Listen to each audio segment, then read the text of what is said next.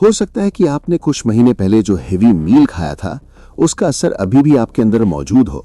जब खाना पूरी तरह डाइजेस्ट नहीं होता तो वो आपकी इंटेस्टाइन्स में पड़ा रहता है और धीरे धीरे सड़ने और फर्मेंट होने लगता है, जिससे गाढ़ी टॉक्सिक स्लग जैसी परत बन जाती है। समस्या टाइमिंग की है। फ्रूट्स को डाइजेस्ट होने में लगभग 3 घंटे लगते हैं, वेजिटेबल्स को 6 घंटे, लेकिन ग्रेन्स जैसे गेहूं, चावल और दालें आपके सिस्टम से पूरी तरह पास होने में 18 घंटे तक ले सकते हैं। क्योंकि हम में से ज्यादातर लोग हर कुछ घंटों में कॉम्प्लेक्स मील्स खाते रहते हैं, इसलिए हमारे गट में कांस्टेंट ट्रैफिक जैम बन जाता है। हम नया मील डाल देते हैं जबकि पिछला अभी पूरी तरह ब्रेकडाउन भी नहीं हुआ होता। ये लगातार बैकलॉग पुराने फूड को डिके होने देता है। धीरे धीरे ये आपके इंटेस्टाइन्स की वॉल्स पर एक मोटी कोटिंग बना देता है जो विली को ढक देती है। विली वे लाखों टाइनी फिंगर लाइक प्रोजेक्शंस हैं जो न्यूट्रिएंट्स को ब्लड स्ट्रीम में एब्जॉर्ब करने का काम करती हैं। जब ये वेस्ट से ढक जाती हैं तो शरीर टॉक्सिसिटी एब्जॉर्ब करके उसे आपकी सेल्स तक पहुंचाने लगता है। इसे ठीक करने के लिए आपको अपने इंटरनल ऑर्गन्स को एक तरह से बाथ देना होगा। हम एक 3 step internal detox protocol use करेंगे जिससे ये सिस्टम साफ हो सके। इसके लिए आपको सिर्फ 3 बेसिक टूल्स चाहिए। एक एनेमा पॉट, थोड़ा नेचुरल कोकोनट या ऑलिव ऑयल और कॉटन क्लॉथ की 3 स्ट्रिप्स जिनसे वेट पैक बनाया जाएगा। इंटेस्टाइन से इस फिजिकल वेस्ट को स्क्रब करके निकालना ही chronic fatigue, stubborn skin issues और डिजीज के एक्चुअल रूट कॉज को एड्रेस करने का तरीका है। Step 1, intermittent fasting. आपके शरीर में एक बिल्ट इन हीलिंग मैकेनिज्म होता है जो डैमेज्ड टिश्यू को रिपेयर कर सकता है और वेस्ट क्लियर कर सकता है, लेकिन ये अपने आप एक्टिवेट नहीं होता, इसे मैन्युअली एक्टिवेट करना पड़ता है। एक स्ट्रिक्ट बायोलॉजिकल रूल है, आपका शरीर एक समय में सिर्फ एक प्राइमरी टास्क पर फोकस करता है। या तो वो फूड डाइजेस्ट करेगा या बॉडी हील करेगा, दोनों साथ नहीं करता। जब आप लगातार खाते रहते हैं तो शरीर लगातार डाइजेशन मोड में रहता है। हर रात 16 आवर फास्टिंग विंडो रखें। अगर आप डिनर रात 8 बजे खत्म करते हैं तो अगले दिन दोपहर 12 बजे तक कोई सॉलिड फूड ना लें। पहले 6 घंटे डाइजेशन में जाते हैं, लेकिन रात 2 बजे के बाद अगले 10 घंटे प्योरली हीलिंग, फैट बर्निंग और प्लाक क्लियरिंग के लिए होते हैं। आप इस प्रोसेस को हैवी लिक्विड से इंटरप्ट नहीं कर सकते। दोपहर 12 बजे पहले टी, कॉफी, मिल्क या डेंस फ्रूट जूसेस से स्ट्रिक्टली बचें। अगर कुछ पीना हो तो सिर्फ प्लेन वाटर, कोकोनट वाटर या clear vegetable juice. Fasting starvation नहीं है, ये सिर्फ आपके इंटरनल डॉक्टर्स को वो अनइंटरप्टेड 10 आवर शिफ्ट देना है जिसकी उन्हें ऑर्गन्स रिपेयर करने और लूज डिब्रीज साफ करने की जरूरत होती है। Step 2, enema. फास्टिंग नया वेस्ट अंदर जाना रोकता है और रिपेयर प्रोसेस शुरू करता है, लेकिन ये गट के अंदर जमी हुई थिक स्टबर्न लेयर्स को डिसलॉज नहीं कर सकता, उसे एक्टिवली फ्लश करना पड़ता है। ह्यूमन कोलन को 30 साल पुराने घर की प्लम्बिंग पाइप्स की तरह समझिए।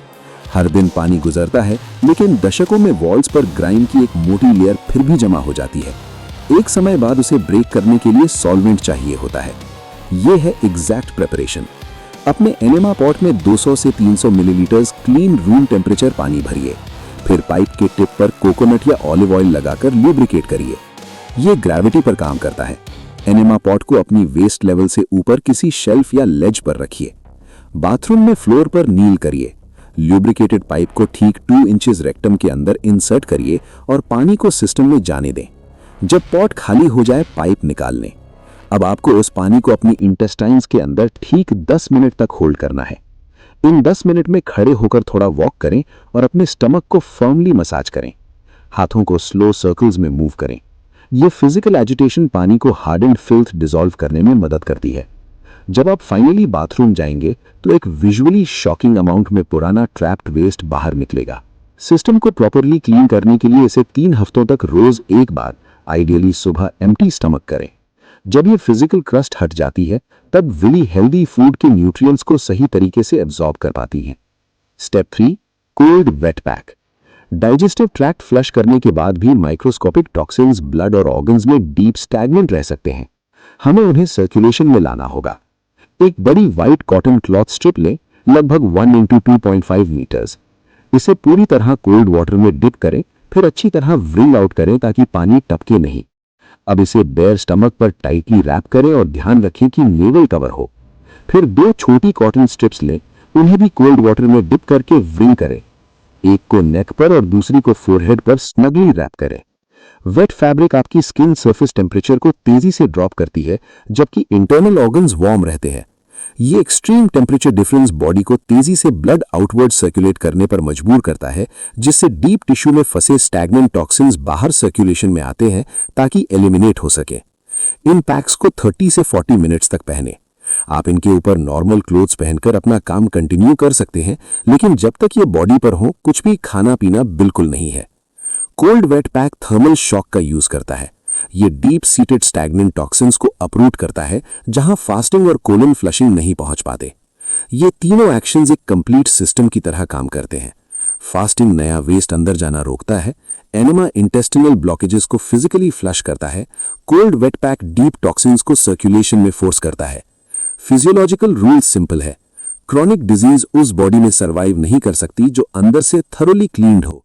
अपने कॉटन स्ट्रिप्स तैयार करें, एनिमा पॉट रेडी रखें और अपना टाइमलाइन कैलकुलेट करें। आज रात डिनर के बाद अपना 16 आवर फास्टिंग विंडो स्टार्ट करें। जब ये सिस्टम एस्टैब्लिश हो जाएगा तो बैड वेस्ट सिस्टम से बाहर निकलना शुरू हो जाएगा। लेकिन बॉडी को लंबे समय तक क्लीन रखने के लिए आपको सही फ्यूल वापस देना होगा। अगली वीडियो में हम exact daily diet plan breakdown करेंगे जो बॉडी को पीक एफिशिएंसी पर चलाने के लिए जरूरी है।